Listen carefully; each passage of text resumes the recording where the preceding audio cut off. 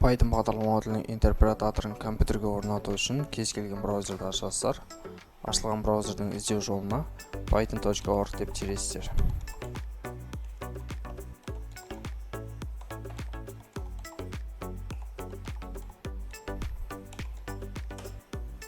Бұл Python бағдарлама тілінің ресми сайты.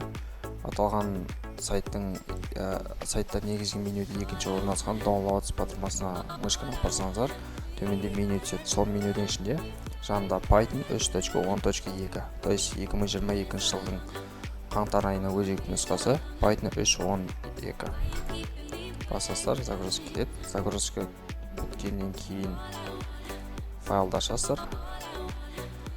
Файлды ашқан кезде мынандай терезе шығады. Осы терезеден install now және customize installation деген екі батырма бар. Осы жерде міндетті түрде мына терезенің төменгі бөлігінде орналасқан add python to pass деген жолдың жанына галочка қоясыздар да install now батырмасын басып күтесіздер.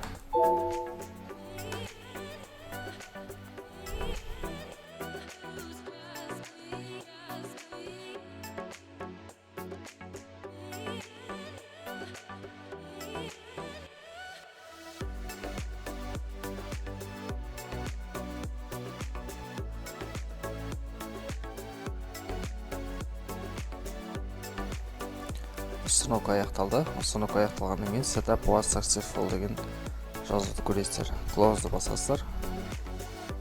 Браузерді жауып,